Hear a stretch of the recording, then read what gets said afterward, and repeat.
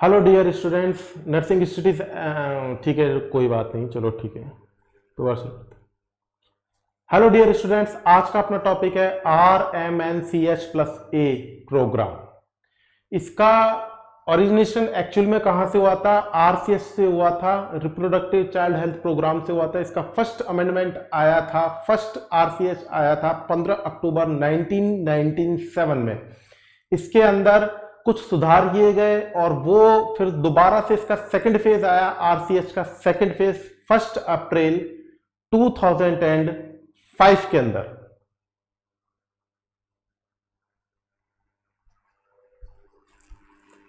जहां तक बोले, मैं सनों को कैसे भूल जाता हूं, बिल्कुल सही है। फाइनली RCH सेकंड के अंदर भी अमेंडमेंट्स हुए, कुछ चेंजेस आए और फाइनली वो बना RMNCH+A प्रोग्राम 2013 के अंदर। बेसिकली जो RCH reproductive child health programme है वो कंटिन्यूअसली एक ही चीज के ऊपर कॉन्सेंट्रेट करता है, वो है फर्टाइल एज के जो मेंबर्स हैं, कपल्स हैं, उनके ऊपर कॉन्सेंट्रेट करता है। किस प्रकार से, वो मैं अभी आपको सबको सब क्लियर करता चलूंगा। तो हमारा बेसिक पॉइंट है RMNCH+A। क्लियर? इसकी ओरिजिनेशन के लिए अपन सबसे पहली बात करते हैं RCH reproductive child health programme कब लॉन्च हुआ था? तो आप बोलेंगे RCH लॉन्च हुआ था 15 अक्टूबर 1997 के अंदर लॉन्च हुआ और इसके अंदर फिर सुधार हुए, जिसके कारण से RCH की सेकंड फेज आई, RCH की सेकंड फेज आई और वो आई आपके पास में 1 अप्रैल 2005 के अंदर। और फाइनली RCH सेकंड के अंदर भी कुछ सुधार हुए और ये बना लास्ट में जाकर के RMNCH+A प्रोग्राम 2013 के अंदर। फुल फॉर्म क्या होगी इसकी? फुल फॉर्म होगी R for reproductive,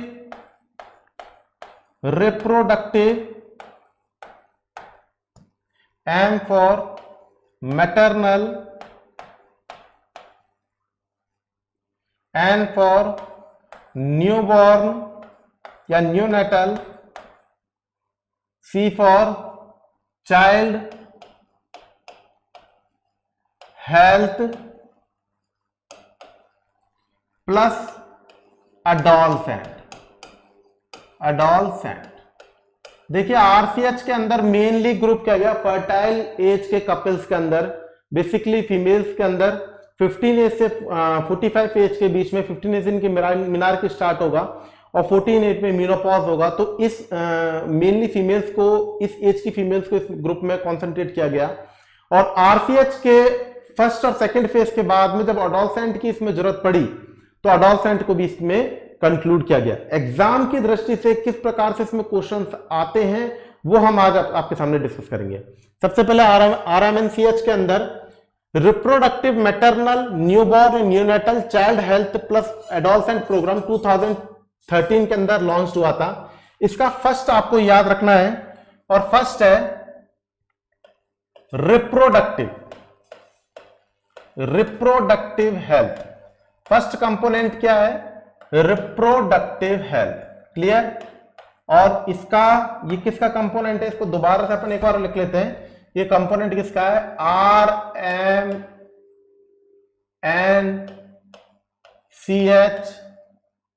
RMNCH+A programme upon discuss कर रहे हैं और फर्स्ट है रिप्रोडक्टिव हेल्थ। और रिप्रोडक्टिव हेल्थ के अंदर सबसे पहली बात अगर अपन करें, सबसे पहले इन्होंने देखा स्पेसिंग मेथड को कॉन्सेंट्रेट किया। स्पेसिंग मेथड कैसे? दो बच्चों के बीच में मिनिमम 3 से 4 साल का अंतर होना चाहिए। तो उन्होंने रिप्रोडक्टिव हेल्थ के अंदर यह बताया कि रिप्रोडक्टिव हेल्थ के अंतर्गत आपको स्पेसिंग मेथड के ऊपर ध्यान देना है और स्पेसिंग मेथड को मेंटेन करने के लिए कॉन्ट्रासेप्शंस यूज करने हैं, डोर टू डोर जाकर के होम डिलीवरीज करनी है फ्री में कॉन्ट्रासेप्शन डिवाइसेस की। क्लियर? सेकंड नंबर पे अगर अपन बात करें, दूसरे नंबर पे बात करें तो स्टरलाइजेशन नसबंदी को इन्होंने प्रमोट किया। थर्ड नंबर पे अगर अपन बात करें home deliveries of contraceptive by ASHA, accredited social health activist के द्वारा डोर टू डोर जाकर के होम डिलीवरीज कॉन्ट्रासेप्टिव मेथड देने हैं, कॉन्ट्रासेप्टिव डिवाइसेस देनी है, जिसके कारण से जो कपल्स हैं इनके अंदर स्पेसिंग मेथड और सेक्सुअल नॉलेज बढ़े और स्पेसिंग मेथड को वो लोग बढ़ाएं। लास्ट फाइनली फोर्थ नंबर पे इन्होंने रखा गैप है इसमें,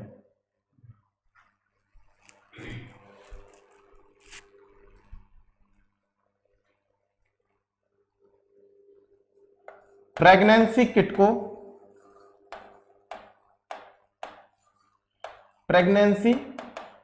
किट को और फिफ्थ नंबर पे रखा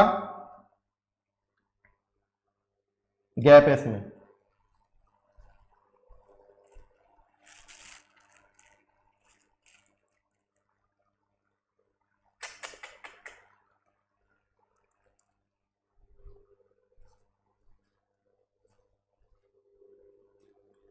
IUCD अवेलेबिलिटी। देखिए अब आपको इस प्रकार से हमने सबसे पहले बताया कि RMNCH+ के अंदर रिप्रोडक्टिव हेल्थ को हम डिस्कस कर रहे हैं। इसके अंदर हमने बताया कि स्पेसिंग मेथड को उन्होंने मेन फोकस किया। RMNCH+ की अगर अपन बेसिक बात करें, RMNCH+ की अगर अपन बेसिक बात करें तो यह डिपेंड करता है मेनली फोकस रहेगा स्पेसिंग मेथड को लेकर के, स्पेसिंग मेथड को लेकर के मेनली फोकस रहेगा। इसके लिए इसने PPIUCD प्रोग्राम के लिए इन्होंने फोकस किया। Postpartum intrauterine contraceptive devices program के ऊपर उन्होंने बेसिक कॉन्सेप्ट किया। तो RMNCH+ का बेसिक कॉन्सेप्ट क्या रहा? Spacing method. स्पेसिंग मेथड का मतलब आपको समझना है कि दो बच्चों के बीच में जो एज डिफरेंस होता है वो कम से कम 3 से 4 साल का होना चाहिए। और ये जब पॉसिबल होगा जब इसके बारे में कपल्स को इसकी नॉलेज होगी, और इसकी नॉलेज के लिए इसको किस प्रकार से यूज करेंगे आप इसके लिए होम आशा को प्रमोट करेंगे कि वो घर का, क्योंकि गांव में जो विलेज लेवल के ऊपर जो आशा वर्कर है वो हर विलेज पर्सन से फेस टू फेस कांटेक्ट करते हैं और खूब मिले जुले होते हैं, एक सामाजिक माहौल बना करके रखते हैं। तो आशा की बात गांव वाले ढंग से समझ सकते हैं। इसके लिए उन्होंने क्या कहा कि आशा को रेस्पॉन्सिबिलिटी दी के घर घर जाकर के कॉन्ट्रासेप्टिव डिवाइसेस बांटनी है ताकि स्पेसिंग मेथड प्रोवाइड हो सके। और उसके बाद में बताया कि IUCDs के लिए सब सेंटर पे एक फिक्स डेट रखना है जिसपे आकर के वह IUCDs को इंजर्शन करवाने के लिए प्रमोट कर सके, प्रोत्साहन कर सके, प्रोत्साहन राशि भी दे सके इसमें। क्लियर। नेक्स्ट नंबर पे अगर अपन बोले कि प्रेगनेंसी को कंफर्म करने के लिए प्रेगनेंसी किट भी उन्होंने फ्री बांटी, और इस प्रेगनेंसी किट का नाम रखा निश्चय किट। क्या नाम रखा इसका? निश्चय किट। प्रेगनेंसी किट का नाम रखा है इन्होंने निश्चय किट। निश्चय किट, इसको मैं इंग्लिश में भी लिख देता हूं, निश्चय किट। यहां पर क्वेश्चन बनता है निश्चय किट किससे संबंधित है, तो आप बोलेंगे प्रेगनेंसी किट से संबंधित है। क्लियर। तो अब आपको मैटरनल RMNCH+A के अंदर सबसे पहले अगर अपन बात करें रिप्रोडक्टिव हेल्थ की, तो रिप्रोडक्टिव हेल्थ के इतने सारे कॉन्सेप्ट बने, अपन ने इसको एक निमोनिक के रूप में याद करने की कोशिश की। उस निमोनिक का नेम रखा अपन ने SHIP, ship. Clear. S for क्या था? S फॉर था सबसे पहले स्पेसिंग मेथड। क्लियर, समझिए बात को। S फॉर क्या है? Spacing method. Spacing method. Clear है बात, समझ में आ रही है आपको? S फॉर क्या है? Spacing method. और संग में भी एक रख लेते हैं अपन, और क्या है संग में? Sterilization. Sterilization. Clear. Next number पे H फॉर क्या है? H फॉर है होम डिलीवरीज। क्या है? Home deliveries of contraceptive devices. Contraceptive devices. Clear बात। नेक्स्ट नंबर पे आई फॉर क्या है? आई फॉर है IUCDs at fixed date on sub centre. Fixed date on sub centre available. एक sub centre पे एक महीने की फिक्स डेट के ऊपर IUCD अवेलेबल होने चाहिए। और P फॉर क्या है? P फॉर है प्रेगनेंसी किट। क्लियर। और प्रेगनेंसी किट में मैंने आपको नेम अभी बता ही दिया है। कौन सी प्रेगनेंसी किट है? निश्चय किट।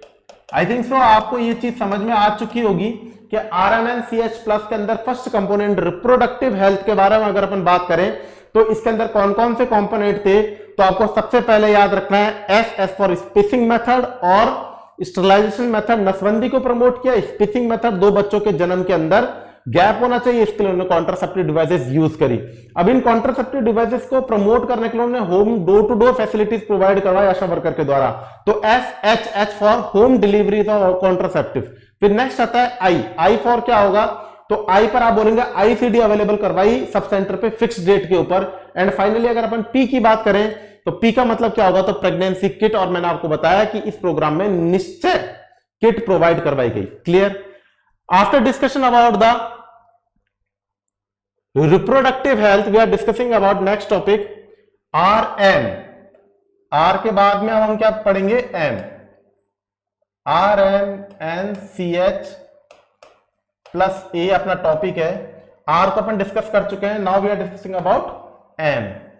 M का मतलब मैटरनल हेल्थ। मैटरनल हेल्थ की अगर अपन बात करें RMNCH+ A के अंदर, अगर M को डिस्कस कर रहे हैं मैटरनल हेल्थ, तो सबसे पहले इन्होंने बोला मैटरनल हेल्थ में हाई रिस्क प्रेगनेंसीज को इन्होंने हाई रिस्क प्रेगनेंसीज जो थी इनको असेस करना है और असेस के संग में इसको प्रॉपर मैनेजमेंट भी करना है। हाई रिस्क प्रेगनेंसीज को असेस करना है, डिनोट करना है, ऑब्जर्व करना है और फुल्ली मैनेजमेंट भी करना है। हाई रिस्क प्रेगनेंसी किसे कहा गया? All of you are knows when twin pregnancy high risk pregnancy में आती है। Twin pregnancy. क्लियर। अगर प्रीक्लैम्सिया एक्लैम्सिया की बात करें, प्रीक्लैम्सिया इक्लैम्सिया की अगर बात करें, और अगर अपन बात करें संग में,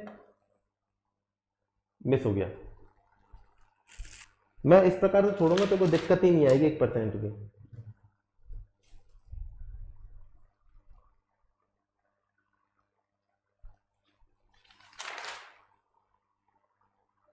चलने देना, काटना मत बिल्कुल भी।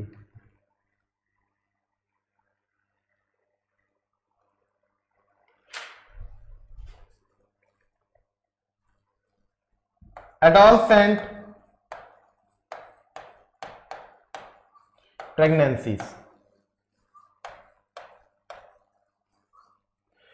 तो यहां पर आपने बात करी कि हाई रिस्क प्रेगनेंसी को इनको क्लोज ऑब्जर्व करना है और प्रॉपर मैनेजमेंट इसके ऊपर डिनोट करना है। प्रॉपर मैनेजमेंट मतलब इमरजेंसी ऑब्स्टेट्रिकल केयर प्रोवाइड करने के लिए अवेलेबिलिटी चाहिए होती है। दूसरा क्या रखा अपन ने? इमरजेंसी ऑब्स्टेट्रिकल केयर होनी चाहिए। इमरजेंसी में इन हाई रिस्क प्रेगनेंसीज के अंदर इनको संभालने के लिए पर्याप्त अपन के पास में सुविधाएं होनी चाहिए, नॉलेजेबल पर्सन चाहिए, ट्रेनी चाहिए जो कि इस कंडीशन को आराम से संभाल सके। नेक्स्ट नंबर पे अगर अपन बात करें,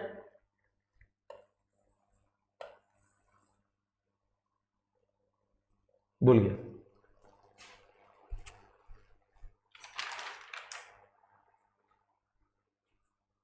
ये क्या हो रहा है? बार बार मेरे को इससे कंसंट्रेशन बिगड़ रहा है इससे मेरा। अब इसको सही कर लेना, इसको मत अटका यहाँ पे। रजिस्ट्रेशन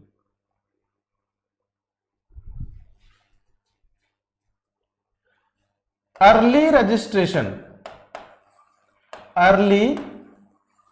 रजिस्ट्रेशन मतलब जैसे ही प्रेगनेंसी कंफर्म हो, अर्ली रजिस्ट्रेशन करवाने के लिए प्रमोट करना है, संग में एंटीनेटल केयर भी प्रोवाइड करनी है, एंटीनेटल केयर भी प्रोवाइड करनी है। होम डिलीवरीज की कंडीशन के अंदर, होम डिलीवरीज की कंडीशन के अंदर मीज़ोप्रोस्टोल प्रोवाइड करनी है 8th वीक पे जाकर के।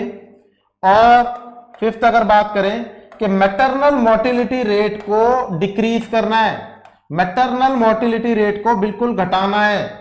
एवरेज अगर अपन बात करें 2030, तो इसका लक्ष्य था 2030 तक इसका लक्ष्य है 70 लाना पर 100 पे, और 2020 के अंदर बोले तो आपको याद रखना है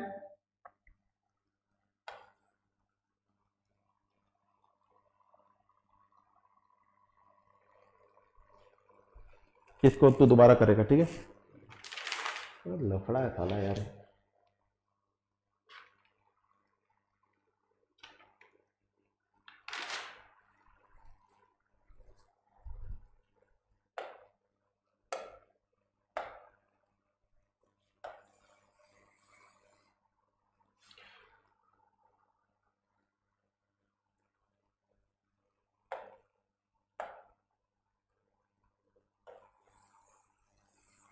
समझ गए कहां से ले रहा हूं मैं। नेक्स्ट है, कोई दिक्कत नहीं,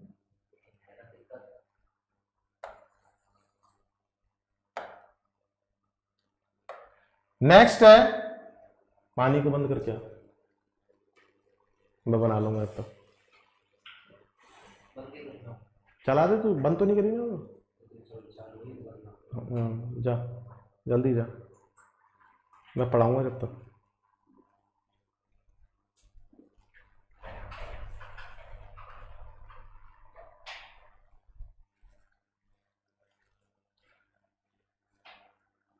मैटरनल मोर्टिलिटी रेट को डिक्रीज करना, इनका टारगेट है 2030 तक 70 लेकर के आना और 2020 तक 100 पर लेकर के आना। क्लियर। अब अगर अपन इन चीजों को एक बार निमोनिक बेस्ड के ऊपर पढ़ने की कोशिश करें, देखिए जो मैंने अभी आपको बताया मैटरनल हेल्थ के बारे में, अगर अपन निमोनिक बनाने की कोशिश करें तो इसका निमोनिक बनेगा हर एमडी, हर एमडी। H4 क्या रहेगा? H4 रहेगा high risk pregnancy, high risk pregnancy. इसके अंदर अपन ने एडोलसेंट प्रेगनेंसी को भी कंसीडर किया, प्रीक्लैम्सिया एक्लैम्सिया को भी कंडीशन कंसीडर किया, ट्विन प्रेगनेंसी को भी कंसीडर किया। E4 क्या रहेगा?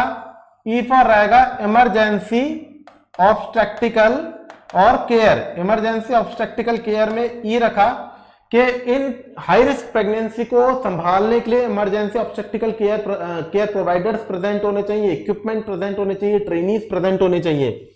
नेक्स्ट नंबर पे आर का मतलब रखा अपन ने early registration, early registration, early registration. और संग में क्या अपन ने प्रमोट किया? Prenatal care, prenatal care. Clear. And next finally M for क्या रखा अपन ने? एम का मतलब रखा अपन ने मीजोप्रोस्टॉल, मीजोप्रोस्टॉल। होम डिलीवरीज के अंतर्गत 8 मंथ पर आपको मीजोप्रोस्टॉल प्रोवाइड करवानी है। एंड फाइनली डी के अंदर क्या रखा अपन ने? डी का मतलब रखा दैट मैटरनल मोर्टिलिटी रेट को डिक्लाइन करना, एवरेज 2030 तक 70 लेकर के आना और 2020 तक 100 लेकर के आना। Clear. After discussion about the RMNCH program में R and M, next we are discussing N।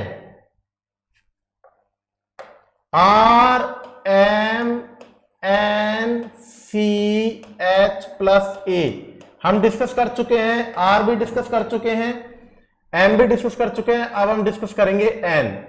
N का मतलब न्यूबॉर्न केयर, न्यूनेटल केयर। यहां पर RMNCH प्लस ए के अंदर मेन कंसंट्रेशन रखा गया एक्सक्लूसिव ब्रेस्ट फीडिंग के ऊपर, एक्सक्लूसिव ब्रेस्ट फीडिंग के ऊपर। इसका मतलब एक्सक्लूसिव ब्रेस्ट फीडिंग का मतलब होता है कि baby are totally depend on breast feeding. Baby किसके ऊपर डिपेंड रहना चाहिए? Baby are totally depend on breast feed. Mother milk के ऊपर डिपेंड होना चाहिए एवरेज 6 मंथ तक, जब तक उसको सप्लीमेंट्री फीड की जरूरत नहीं पड़े, वीनिंग की जरूरत नहीं पड़े, जब तक क्या है कि एवरेज उसको टोटली डिपेंड होना है ब्रेस्ट फीडिंग के ऊपर। अगर इसके अंदर कोई मेडिसिन की जरूरत है या फिर और अदर सब्सटेंस की जरूरत है तो वो भी चालू रखनी है, लेकिन जो हम बोलते हैं मेजर अपन को किसके ऊपर रखना है बेबी को, तो ब्रेस्ट फीड के ऊपर रखना है। क्लियर बात। नेक्स्ट नंबर पे अगर अपन बात करें कि ब्रेस्ट फीडिंग कब चालू करवा देनी चाहिए, तो 30 मिनट से लेकर के 2 आवर के बीच में नॉर्मल प्रेगनेंसी के अंदर आपको ब्रेस्ट फीडिंग चालू करवा देनी चाहिए बेबी के बर्थ होते ही। क्लियर। सेफ, बिल्कुल सेफ डिलीवरी करनी है, सेफ डिलीवरी करनी है, न्यूबॉर्न केयर रखनी है, न्यूबॉर्न केयर रखनी है, और संग में रिससिटेशन को भी, रिससिटेशन के लिए जो इक्विपमेंट्स और ट्रेनिंग होने चाहिए वो इंस्टीट्यूशनल डिलीवरीज में इक्विपमेंट सारे प्रेजेंट होने चाहिए। न्यूबॉर्न बेबी के लिए अगर रिससिटेशन की जरूरत पड़े तो इस कंडीशन में रिससिटेशन इक्विपमेंट हर टाइम इंस्टीट्यूशनल डिलीवरीज में प्रेजेंट होने चाहिए। क्लियर। नेक्स्ट नंबर पे अगर अपन बात करें, जेंटामाइसिन प्रोवाइड करनी चाहिए in the condition of preterm baby to prevent infection, preterm baby to prevent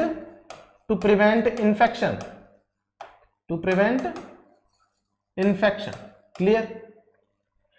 अब अगर अपन इसके अंदर RMN-CH के अंदर एन को डिस्कस कर रहे हैं तो इसका एक क्यों ना एक अच्छा सा निमोनिक बना लिया जाए। जो हमने अभी इतने सारे कंपोनेंट लिखे इनको याद करने का एक निमोनिक बना दिया जाए, और निमोनिक रहेगा BHRG। दोबारा से अपन सारे निमोनिक देखते हैं। M फॉर मैटरनल, मैटरनल के अंदर अपन ने रखा था ship, SHIP ship. S for क्या था आपके सामने? S फॉर था स्पिचिंग मेथड और स्टरलाइजेशन, H फॉर था होम डिलीवरीज और 2 कॉन्ट्रासेप्टिव डिवाइसेस, I फॉर था IUCDs अवेलेबिलिटी, एंड निश्चय किट, P फॉर क्या था? प्रेगनेंसी किट या निश्चय किट। क्लियर। उसके बाद में R के बाद में अपन ने M देखा, मदर मैटरनल के अंदर देखा, उसके अंदर अपन ने बोला हर MD, HERMD।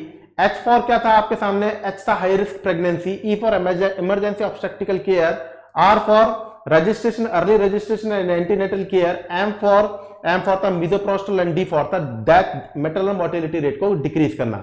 नेक्स्ट नंबर पर अब ये सारे कंपोनेंट आपको याद हो रहे हैं। क्लियर। अब नेक्स्ट नंबर पे अगर अपन बात करें तो आपके सामने आता है एन न्यूबॉर्न या न्यूनेटल केयर, और इसके अंदर अपन ने एक निमोनिक बनाया और उस निमोनिक का नाम है BHRG। देखिए बी का मतलब क्या रखा अपन ने, अब आपको पता चलेगा कि बी के अंदर अपन ने रखा ब्रेस्ट फीडिंग, लेकिन ब्रेस्ट फीडिंग को अकेले ना लिखें, यहां पर जोड़ दिया गया है ब्रेस्ट फीडिंग के संग में एक्सक्लूसिव ब्रेस्ट फीडिंग के लिए, एक्सक्लूसिव ब्रेस्ट फीडिंग के लिए जोड़ दिया गया है। H फॉर क्या रखा गया? होम डिलीवरीज,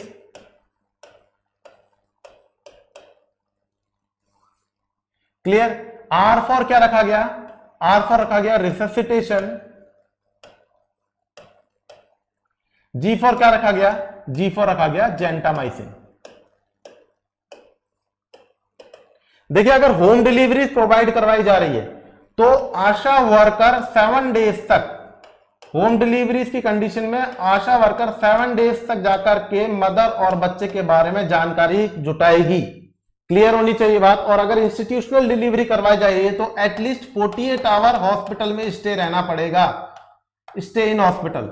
ये इन लोगों ने स्टे इन हॉस्पिटल, ये इन लोगों ने प्रोत्साहन किया इन दोनों चीजों की। अगर होम डिलीवरी करवाई जा रही है तो एटलीस्ट 7 डेज तक आशा वर्कर हमारे घर पे जाकर के बच्चे की और मां की देखभाल पूरी मालूमात करेंगे, पूरी देखभाल करेंगे।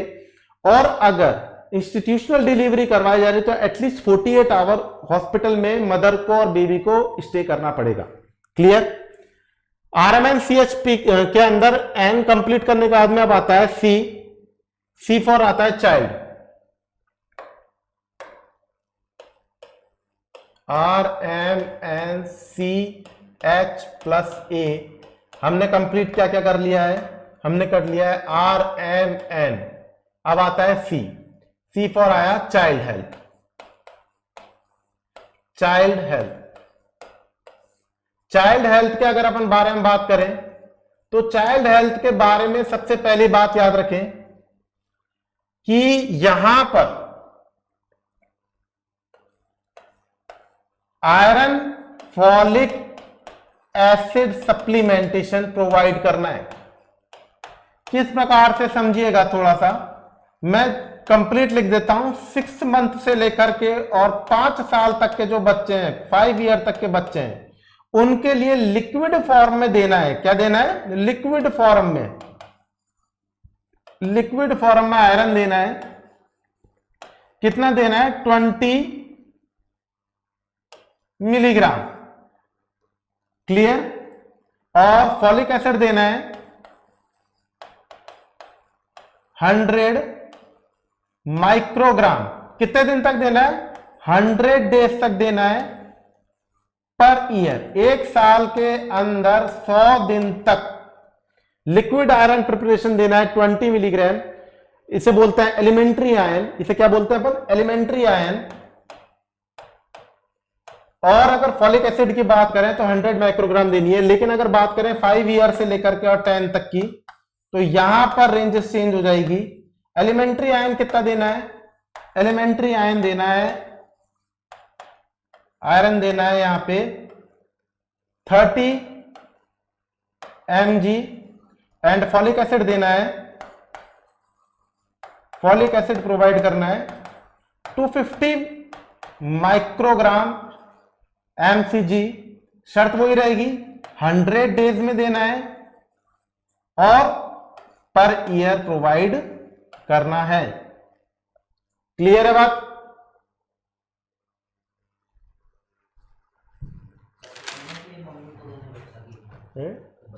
बाहर में जान दे यार, तू अभी सारी चीजें अभी पढ़ेगा क्या? मेरे को तो जो मैंने रेंज लिखी है वो गलत लिखी है क्या सही लिखी है? बच्चे की तो चलेगी, तो बच्चा माँ को देगा क्या 5 से 10 साल में? गधा बिल्कुल ही। 11 20 हमें 30 250 सही लिख दिया भाई, सभी सवार तो ठीक है। चलने दे, गाड़ी गाड़ी चलने दे। IPR आई चला, immunization, pneumonia, RBSK and diarrhoea. Next अगर बात करें इम्यूनाइजेशन कंप्लीट करवाना है, इम्यूनाइजेशन शेड्यूल को कैरी ऑन करना है, इसके ऊपर बेसिकली फोकस रहा है इनका। नेक्स्ट नंबर पे न्यूमोनिया, जो मेजर रिस्क फैक्टर होता है, न्यूमोनिया को भी प्रिवेंट करना है और ट्रीट करना है अगर इस कंडीशन में है। आगे बात करें राष्ट्रीय बाल शिशु कार्यक्रम, जिसके अंदर एवरेज 30 डिजीज को कवर किया गया था, इसको भी कंप्लीटली इन्होंने इस प्रोग्राम को अपने आपके सामने चाइल्ड हेल्थ के अंदर रखा गया। RBSK प्रोग्राम, राजस्थान बाल शिशु कार्यक्रम को, जिसके अंदर 30 बीमारियों को कवर करा गया था, उसको भी इसी RMNCH+A के अंदर कंक्लूड किया गया। डायरिया को भी इन्होंने प्रिवेंट करने के लिए मीजर्स को अप्लाई करने के लिए कहा, ताकि जो रोटा वायरस रेट है, रोटा वायरस के कारण जो मॉर्टेलिटी बढ़ रही थी वो भी कंट्रोल हो सके। अब इतने सारे इन्होंने प्रोग्राम्स बनाए, इसको याद करने का तरीका क्या रखा मैंने बनाने के लिए? देखिए, चाइल्ड की बात कर रहे हैं तो बच्चा अपने दादाजी से कह रहा है, क्या कह रहा है? इंटरपर्सनल रिलेशनशिप मेंटेन कर रहा है दादाजी के संग में। IPR मेंटेन कर रहा है D, दादाजी के संग में। तो यहां पर I का मतलब क्या हो गया? I का मतलब हो गया clear, iron and folic acid, iron and folic acid. P का मतलब क्या हो गया? P का मतलब हो गया न्यूमोनिया। क्लियर? R का मतलब क्या हो गया? R का मतलब हो गया, भूल गया।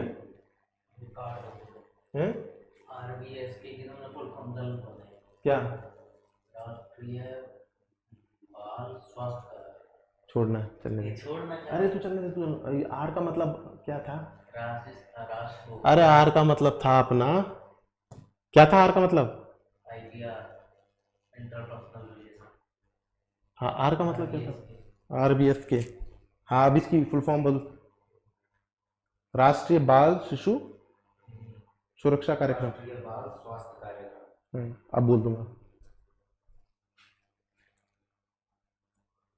कहाँ गया?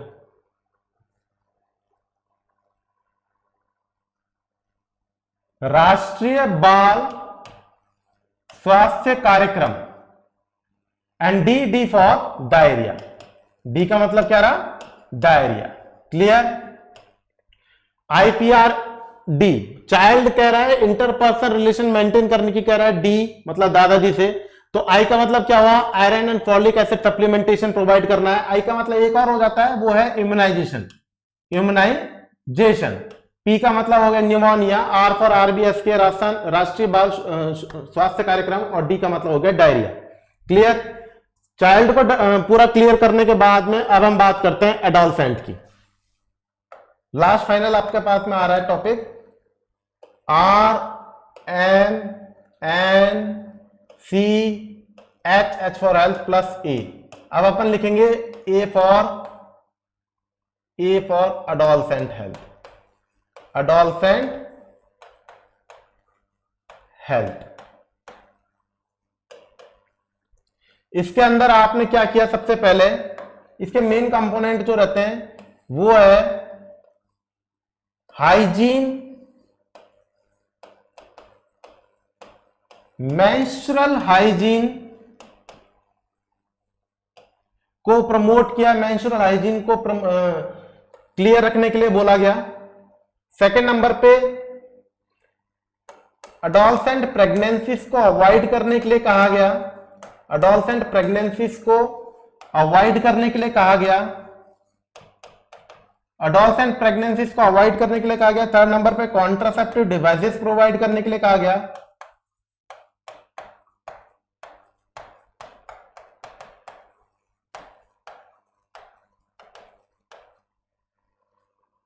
फोर्थ नंबर पे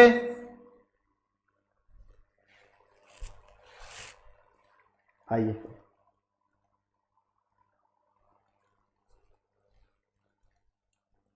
iron and folic acid preparations के लिए अलाउडेड किया गया।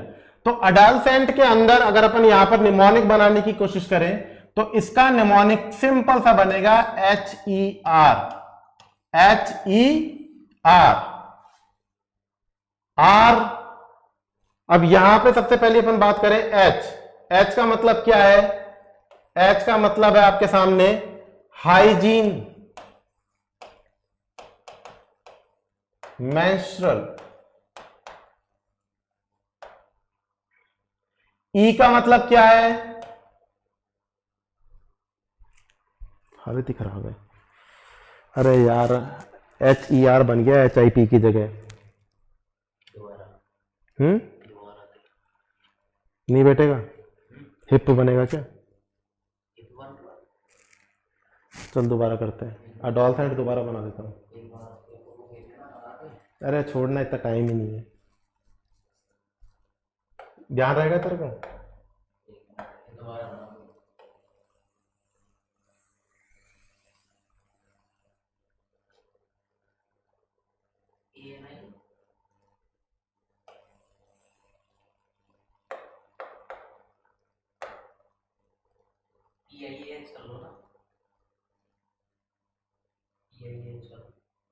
हो गया ना?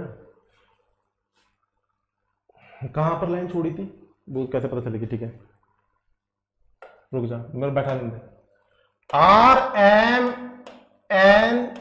RMNCH प्लस ए।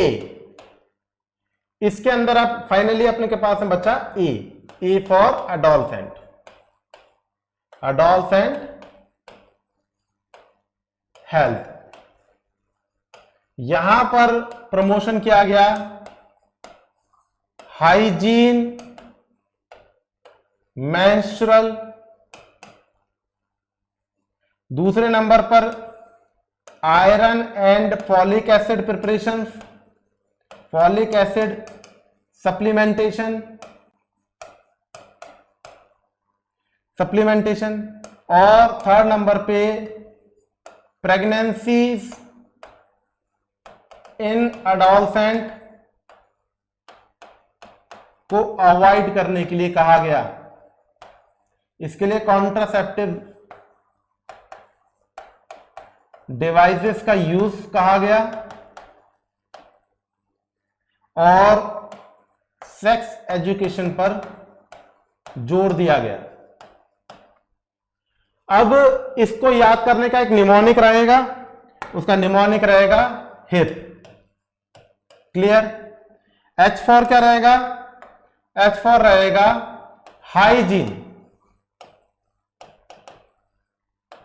इन मेंस्ट्रुअल।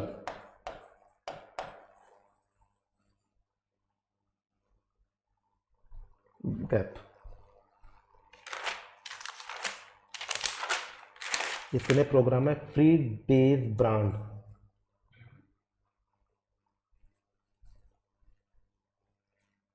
यहां पे फ्री डेज ब्रांड नाम से एक प्रोग्राम बना जिसके अंदर फ्री सैनिटरी नैपकिन्स को बांटा गया आशा वर्कर के द्वारा। आशा वर्कर के द्वारा फ्री सैनिटरी नैपकिन्स को बांटा गया। उस ब्रांड का नाम क्या था? Free day brand. आपको याद रखना है निश्चय किट किससे संबंधित है तो आप बोलेंगे प्रेगनेंसी किट से संबंधित है, और फ्री डेज ब्रांड किससे संबंधित तो आप बोलेंगे फ्री डे ब्रांड संबंधित है, सैनिटरी नैपकिन से संबंधित है। क्लियर? आई का मतलब आपको पता ही है, आई का मतलब रहा iron and folic acid, iron and folic acid, and P for रहा प्रेगनेंसी। प्रेगनेंसी इन एडोलसेंट में क्या करनी है? अवॉइडेड रखनी है। क्लियर? तो मैंने अभी आपके सामने पूरा प्रोग्राम डिस्कस किया, इसको एक बार शॉर्ट में समझने की कोशिश करते हैं। R M N C H plus A, यही अपने प्रोग्राम का नेम है। ये कहां से आया कंफ्यूजन नहीं हो, दोबारा से देख लीजिए। आरसीएच, आरसीएच किस फर्स्ट फेज किस मतलब आरसीएच सेकंड, और आरसीएच सेकंड किस में आ गया आपके सामने? आरएमएनसीएच प्लस ए। आरसीएच है आपके पास में 15 अक्टूबर 1997 के अंदर। आरसीएच सेकंड फेज कब आया आपके सामने? तो आप बोलेंगे 1 अप्रैल 2005 के अंदर, और आरएमएनसीएच प्लस ए कब आया? 2030 के अंदर। आर फॉर का मतलब क्या था समझिए? आर फॉर का मतलब था रिप्रोडक्टिव, रिप्रोडक्टिव हेल्थ। और रिप्रोडक्टिव हेल्थ के अंदर हमने कौन कौन से कंपोनेंट रखे? रिप्रोडक्टिव हेल्थ के अंदर हमने कंपोनेंट रखे first SHIP shit, S for रहा आपके पास में spacing method, spacing method. Clear? और स्टरलाइजेशन, और स्टरलाइजेशन। क्लियर बात समझ में आ रही है? जहां तक मैं सोच रहा हूं सबको मैं कवर कर रहा हूं एक साथ। होम डिलीवरीज, होम डिलीवरीज किसकी? होम डिलीवरीज कॉन्ट्रासेप्टिव्स की होम डिलीवरीज। आई फॉर क्या बताया था मैंने आपको? ठीक है, याद रहेगा ना? मैं आई फॉर का मतलब रहा, ठीक है, एडिटिंग कर लेगा ना? आईओसीडीज प्रोवाइड करनी है सब सेंटर्स के ऊपर फिक्स डेट के ऊपर। और पी का मतलब क्या बताया? प्रेगनेंसी किट, और प्रेगनेंसी किट का क्या नाम रखा मैंने आपको? निश्चय किट। क्लियर? Pregnancy kit. अब अगर अपन बात करें मैटरनल हेल्थ की, तो ये रहा आपके सामने मैटरनल हेल्थ। देखिए ये रहा आपके सामने मैटरनल हेल्थ, और मैटरनल हेल्थ को मैं थोड़ा सा इधर लिख रहा हूं RN। मैटरनल हेल्थ के लिए आपको क्या बताया था मैंने? Mnemonic HER, her, MD, her MD। Clear? H का मतलब क्या बताया मैंने आपको? High risk pregnancy, high risk pregnancy. Clear? समझ में आ रही है? और हाई रिस्क प्रेगनेंसी का मैनेजमेंट भी करना है तो emergency obstetrical care, emergency obstetrical care. R for क्या बताया? Early registration, early registration. Clear? बात समझ में आनी चाहिए। और एंटीनेटल केयर, एंटीनेटल केयर। समझ रहे हैं बात को? नेक्स्ट नंबर पे एम का मतलब क्या बताया आपको? एम का मतलब बताया था मैंने आपको मीजोप्रोस्टॉल, मीजोप्रोस्टॉल, मीजोप्रोस्टॉल। क्लियर? और डी का मतलब बताया मैटरनल मोर्टिलिटी रेट 10th या डेथ। क्लियर। अब अगर अपन बात करें एम की, कि एम के बाद में एन की, तो ये रहा एन। एन का मतलब क्या बताया मैंने आपको, नियोनेटल, नियोनेटल या न्यूबॉर्न। इसका निमोनिक बताया आपको BHR, BHRG, BHRG। तो बी का मतलब क्या था, breast feeding, exclusive breast feeding, exclusive breast feeding. Clear, exclusive breast feeding. H का मतलब बताया होम डिलीवरीज, सेफ पॉइंट पे रखनी है। आर का मतलब बताया रिससिटेशन, इंस्टीट्यूशनल डिलीवरीज में रिससिटेशन इक्विपमेंट्स पूरे अवेलेबल होने चाहिए। जी फॉर बताया जेंटामाइसिन। आई थिंक आपको एन भी समझ में आ गया। अब बात करते हैं अपन सी की। चाइल्ड क्या कह रहा था, चाइल्ड कह रहा था इंटरपर्सनल रिलेशनशिप मेंटेन करने की कह रहा था दादाजी से। तो डी का मतलब सबसे पहले लिख देते हैं, डी का मतलब हो गया दादाजी मतलब डायरिया। क्लियर। आर का मतलब हो गया RBS के प्रोग्राम 30 डिजीज कवर करी गई। पी का मतलब हो गया निमोनिया, निमोनिया। एंड आई का मतलब क्या हो गया, आई का मतलब हो गया इम्यूनाइजेशन, इम्यूनाइजेशन को प्रमोट करना है, संग में आयरन एंड फॉलिक एसिड की सप्लीमेंटेशन को प्रमोट करना है। अब लास्ट में क्या बचा, H फॉर हेल्थ आ गया और A फॉर एडोलसेंट। एडोलसेंट के अंदर मैंने आपको बताया है अभी hip, HIP hip. H for hygiene in menstrual, इसके अंदर फ्री डेज ब्रांड रखा गया, फ्री सैनिटरी नैपकिन्स को बांटेंगे आशा वर्कर हमारे। I का मतलब iron and folic acid supplementation और P का मतलब प्रेगनेंसी। देखिए फॉलिक एसिड की अगर अपन बात करें फाइनली अपन, तो यहां पर वो बोलते हैं दो चीजें होती है, नीली गोली और लाल गोली। नीली गोली और ये होगी नीली गोली और एक लाल गोली। देखिए नीली गोली जो आयरन की होती है ये दी जाती है प्रेगनेंसी के अंदर। क्लियर बात है, ये होगी प्रेगनेंसी के अंदर। नीली वो रेड कलर की गोली देंगे और नीले कलर की गोली देंगे अपन चाइल्डहुड के अंदर, चाइल्डहुड के अंदर। क्लियर। यहां पर जितने भी आपके सामने क्वेश्चंस बन रहे हैं, अब आप आराम से इस चीज को क्लियर कर सकते हैं। जो ए का मतलब क्या होता है, नीली गोली किस में देते हैं, लाल गोली किसके अंदर देते हैं। एम का मतलब क्या होता है, निश्चय किट किससे संबंधित है, और आपके पास में सैनिटरी ब्रांड कौन सा है, किससे संबंधित है। और जो भी आपके सामने जितने क्वेश्चंस बन रहे हैं मैंने आपके सामने क्लियर किए हैं, और इन सबको एक प्रकार से यहां पर अपने कॉपी के अंदर पूरा बना करके और आप इस टॉपिक को खत्म करके नेक्स्ट टॉपिक के लिए तैयारी कर सकते हैं। Thank you. चल रहे चल चल चल चल चल चल। हाँ नीचे चल, अब कहाँ चलेगा, पढ़ाई करेंगे चल।